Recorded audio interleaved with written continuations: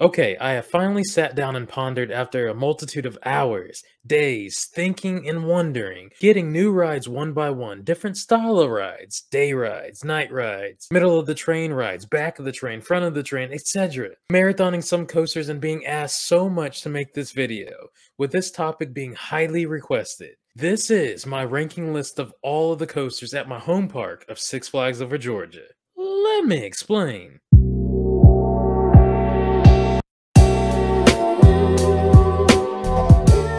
Okay, here. So before we continue, let me just put out a little disclaimer here that this is my personal opinion, that my ranking might differ from yours. With that being said, this is my listing of Six Flags Over Georgia coasters ranked from 11 to 1.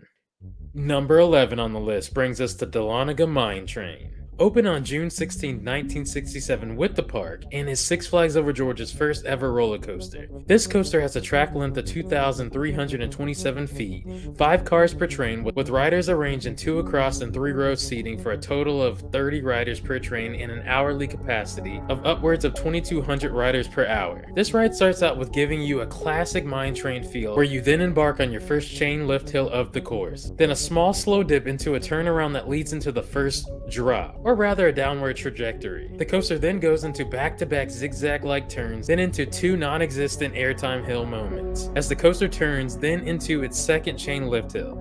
I won't bore you with the rest. It's a typical mine train. It goes slow, tries to build up excitement, then goes into its third and final lift hill. But finally, the most important part of this coaster is the climax, where at the end, where you go up the third and final lift hill, you appear in a shed before you drop into a tunnel where you face a pretty decent head chopping feature, as your head comes very close to the top of the entrance of the tunnel as you maneuver in there. Okay, I'll show it just a little more love. If you're on the taller side or the heavier side, this coaster is not for you. You will get stapled and it is uncomfortable, but it definitely could use a little bit of TLC refurbishment. Number 10 on the list brings us the Joker Funhouse Coaster. Joker Funhouse Coaster reopened in 2016, which it was formerly known as the Wile E. Coyote Canyon Blaster that originally opened in August of 2004. This family coaster, manufactured by Chance Rides, in my opinion is a really good and solid family coaster.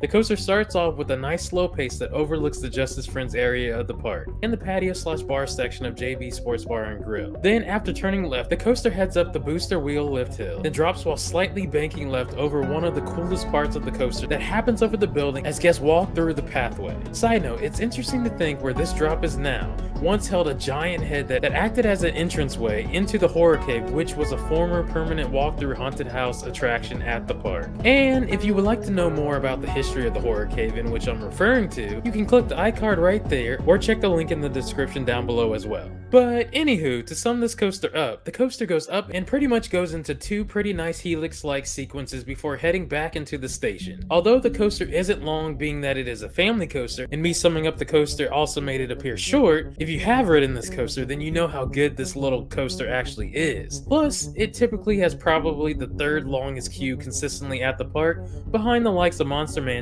and of course the Capacity Nightmare in number 9 on this list, which brings us to number 9, Daredevil Dive. Daredevil Dive, Six Flags Over Georgia's new for 2011 coaster, just so happens to be the park's newest coaster, which is honestly crazy that it's been 10 years since we got a brand new coaster. And yes, I mean brand new. No, although Wile E. Coyote Canyon Blaster was rethemed and reopened as Joker Funhouse Coaster in 2016, doesn't actually make it new. Mindbender being renamed, receiving a new sign and new trains, and slapping some new paint on it doesn't make it new either, even if the park is counting that as our new for 2021 edition. Well, maybe it does count in this case, because it's kinda not the same as it was for those who have ridden it in the past.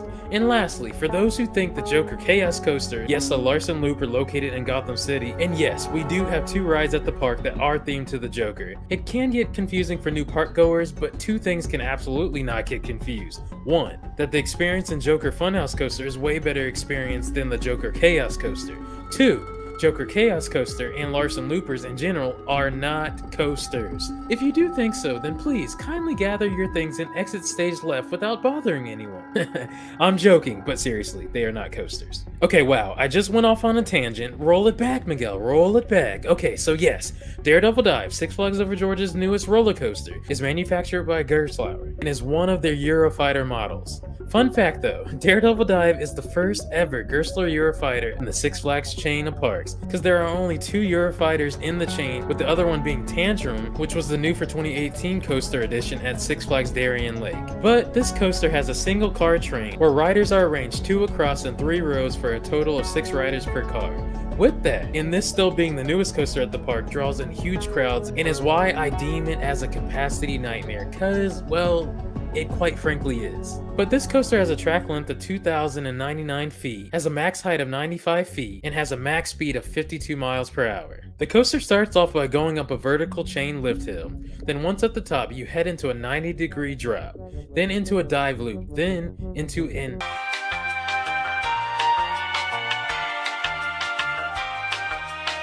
continues on, then into a block break, does some banking left and right, on into a cool little tunnel feature, then finishes strong with the Heartline roll before entering into the station.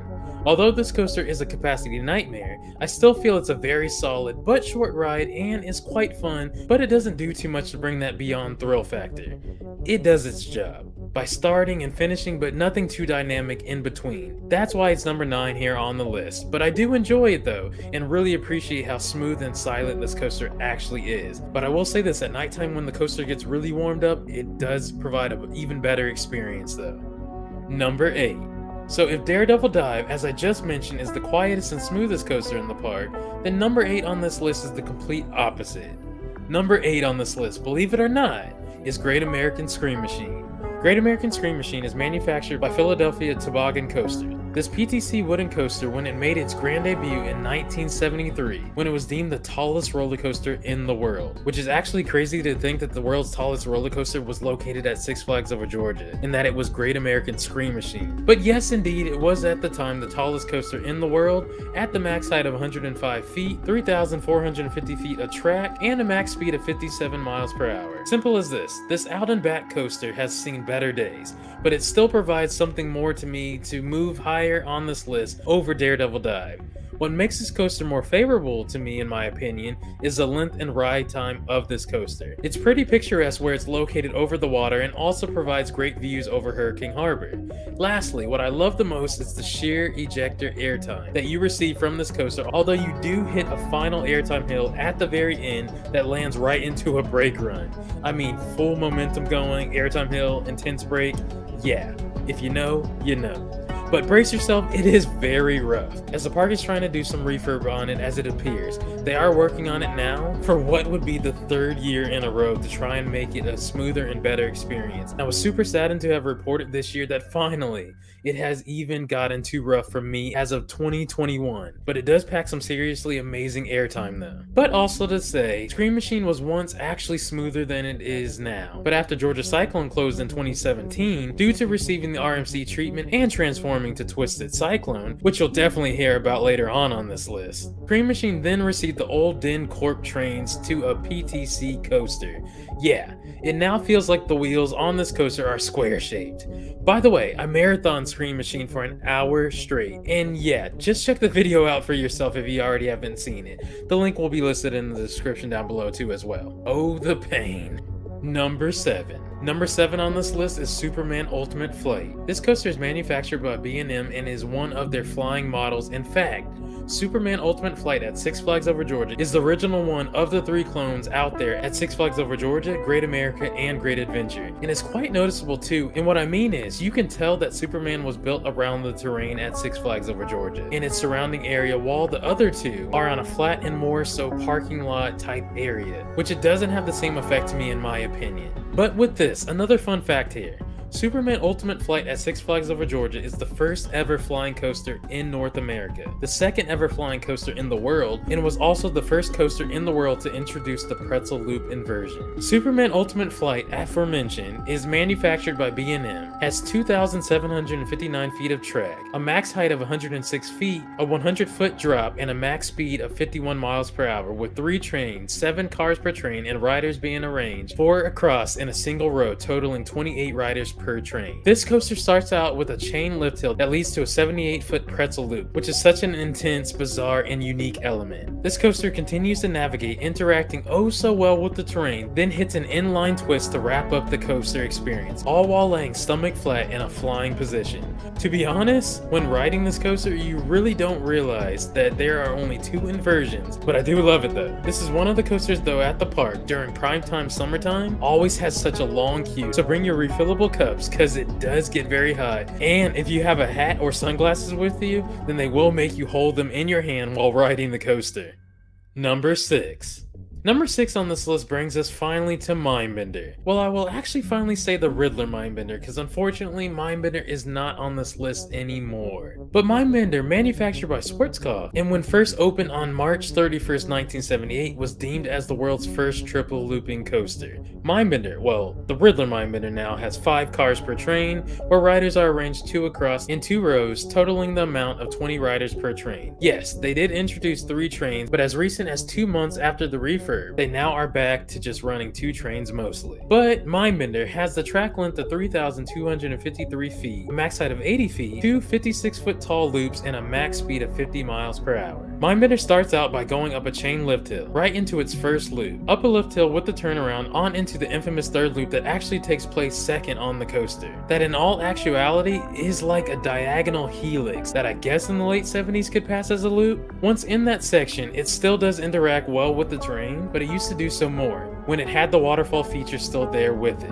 I'm not going to get too deep into that right now because I could go on for hours and hours about that. If you'd like to learn more about why Mindbender is the way it is now, then I would definitely check this video out right here in the iCard and or the link in the description down below. That goes into depth and details as to what went into the refurbishment and why did the changes have to happen to make Mindbender into what it is now, the Riddler Mindbender. But the coaster continues, goes through its third and final loop and through a mini tunnel into the break room. And I'm very happy that it's back open at the park because it really does suit Six Flags Over Georgia very well. But although changes had to be made, again check out that video to learn more on the changes I'm referring to, the changes that were made with the shorter trains going from 7 cars per train to now 5 cars per train, and now having more trims added to it, the trees in that area being cut down, the waterfall feature being removed, and simply the forces that you'd receive on this coaster now being tamed, with all of this has now made this coaster fall to number 6 for me on my list of Six Flags Over Georgia coasters. Although I would say that if you do ride in the front, it does provide the best experience in my opinion. But the new paint job is probably one of the prettiest out there in the world, I'd say. Number 5. Number 5 on this list would probably be what I call the most picturesque coaster on this list. And to a lot of people's surprise, and probably this may definitely be an unpopular opinion, but number 5 on the list next brings us to Blue Hawk. Blue Hawk, formerly known as Ninja, aka Ninja Ouch, aka the Vekoma Torture Coaster, aka the Headache Machine, is manufactured by Vekoma and has 2 trains with 7 cars per train, a track length of 2,739.5 feet, a max height of 122 feet that when this coaster as Ninja first came to the park on March 1st, 1992, it beat out Great American Scream Machine as the tallest coaster in the park. And lastly, the coaster has the max speed of 52 miles per hour. This coaster has a chain lift hill and quite some rare elements such as a butterfly element, reverse sidewinder, and 2 corkscrews. Look, I'm just going to get straight to the point here on this one. Why is Blue Hawk ranked so high at number 5 on this list? With those newer Vekoma shoulder harness restraints, has truly made this coaster a much better ride experience than when it was Ninja. This is such a tangled, unique coaster with so many head chopper elements, where you come so close to other elements on the track, where you think that either your head will be hit or that you'll run into something else. Honestly, on this coaster and you're intertwined within the track, it's quite impressive to see how did they compact all of this in this tight space and made it work. Yes, I know, it's not everyone's favorite, but I'll definitely say that if you ride this coaster in the back row, you'll get your best experience yet. And just like Great American Scream Machine, riding this coaster in primetime summertime on an exceptionally beautiful no clouds in the sky type of day with it being over the water is truly beautiful experience. Yes, I just romanticized Blue Hawk a bit. Number 4. Number 4. Oh, number 4. You bring me pain and pleasure based off of your ride experience. But number 4 on this list brings us to Georgia Scorcher. Wait, 1 minute. Don't click off the video and hear me out. Yes, that's right, I said it. Georgia Scorcher is number 4 here on this list. Okay, let's backtrack here a little bit. Georgia Scorcher, manufactured by B&M, is what I believe is their last ever stand-up coaster that they've ever made. This coaster has a track length of 3,000 feet, max height of 107 feet, a drop of 101 feet, 4.0 on the G-force scale, 2 inversions, and a max speed of 54 miles per hour. Georgia Scorcher has 2 trains with 8 cars per train that has riders arranged 4 across in a single row for a total of 32 riders per train, and a max hourly capacity of 1,300 riders per hour. Whew, okay. Yes, I just went on some details with this coaster. If you heard all that I just said, then if you know, then you know. But this coaster starts out with a chain lift hill, 81-foot tall loop that you do while standing up. Yes, it is a stand-up coaster, but it has a very intense corkscrew once again while standing up. Yes, I do believe it is the very best stand-up coaster left in the world.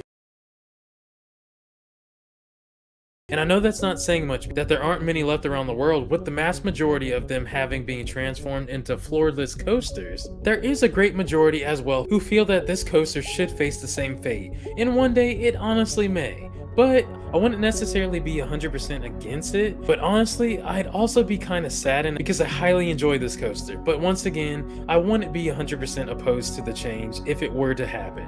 In regards to best stand-up coasters out there left in the world, many people and enthusiasts tend to love Green Lantern at Six Flags Great Adventure. When I went on it on opening day of the 2021 season back in March, I honestly didn't feel the same way. I was more so in pain and discomfort after. But beauty of this whole thing, just like this list of rankings, is that it is all opinion based, and that's okay.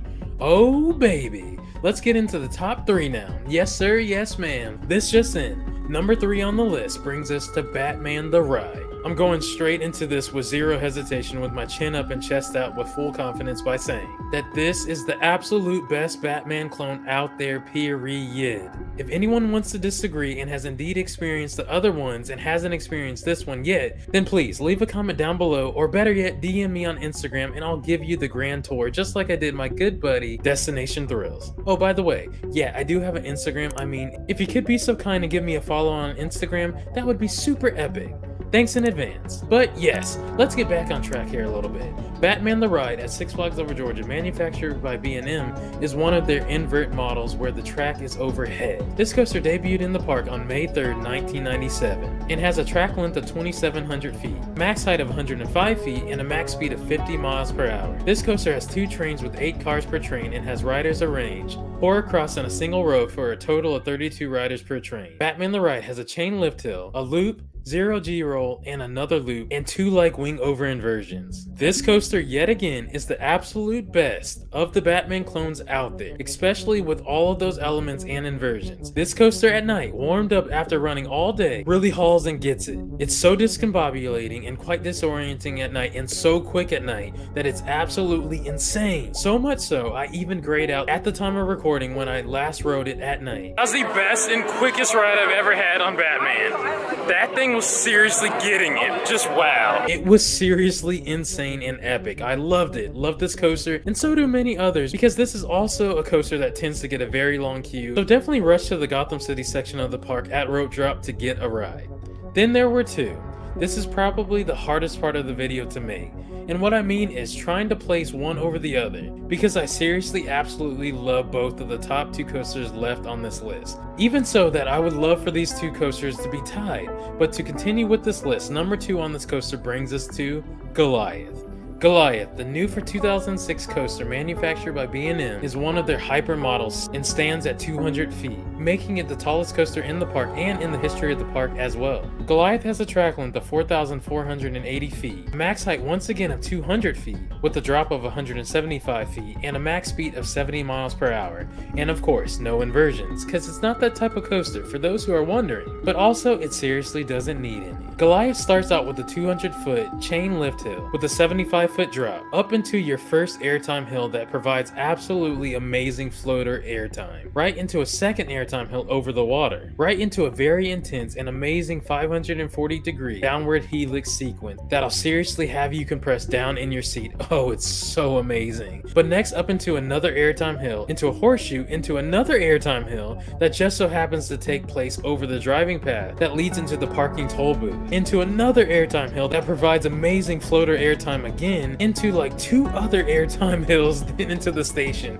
Seriously, it's just insane, it's intense, it's amazing. I absolutely love it. I'm sorry, I love it. This is many people's favorite hypercoaster out there, and to be honest, it might be my favorite out there as well. And at the time of recording, I'm currently stuck between Mako at SeaWorld Orlando and Goliath at Six Flags Over Georgia. Really, I need to sit down and figure this one out. But this coaster seriously moves and is so beautiful and unique how it just so happens to leave the park and comes back into the park, which is such a cool thing. Yes, it has gotten a tad bit rougher depending on where you sit on the coaster, that the most intense and best ride on Goliath is in the back row far right seat in my opinion. But you also have to experience the front row on it just for that breathtaking experience.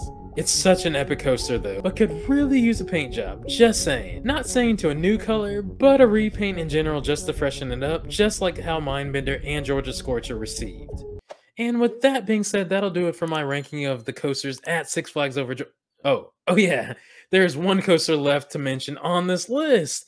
Number 1 on this list that takes the top spot is Twisted Cyclone, formerly known as Georgia Cyclone. Georgia Cyclone was transformed into Twisted Cyclone and is manufactured by Rocky Mountain Construction. It made its absolute grand debut at the park on May 25th, 2018. This, I honestly would actually say, is Six Flags Over Georgia's newest coaster, because it's a completely different coaster and experience that when it was just a pure wooden coaster as Georgia Cyclone. But from the ground up, Daredevil Dive in all actuality is Six Flags Over Georgia's newest coaster, which is still crazy that at the time of recording that it's been 10 years since then. But Twisted Cyclone is manufactured by RMC and has a track length of 2,400 feet, a max height of 100 feet, and a max speed of 50 miles per hour. Twisted Cyclone starts with a chain lift hill, then into a drop, right into an inversion, into a barrel roll, right into one of everyone's favorite elements, that infamous wave turn, which is so fantastic, and that's an understatement. Then there's a nice little airtime hill where you experience some epic ejector airtime, a 0G roll where you experience some nice hang time, into 2 little and forceful airtime hills, to like a smaller little mini wave turn, into a nice bit of ejector airtime with 1 final hill, then right into the station. My only woe here is that the coaster has one of the best finales out there, and don't get me wrong, I absolutely love it, but it really starts going and getting it in the end, but it needs one more final section and to be a tad bit longer, and I promise you that it would shoot so much higher in enthusiast rankings. But that's just me nitpicking there a little bit, but I just want more, because I just want a longer ride time because the coaster is just so epic, and honestly, this coaster is just beyond epic actually. But wow, I finally made this list ranking of all of the current coasters there at Six Flags Over Georgia after well over a year of this video topic being highly requested and sought after. Hopefully you all enjoyed, and please do remember that this is my opinion and it may differ from your list ranking of coasters at the park. But with that being said, what did you all think of my ranking of the coasters at Six Flags Over Georgia? How closely was your list to my list? How different was your list from mine? And lastly, drop there in the comment section down below what your list is and how would you rank all of the coasters at Six Flags Over Georgia. Let me know in the comment section down below because I would love to hear from you. And and to be honest, if this were 2019 or in an alternate universe, my list would have looked more like this. But again, with that being said, thank you all so much for watching and hope you all enjoyed the video. So my next video and or my next adventure, take care, be well, and have a thrilling day.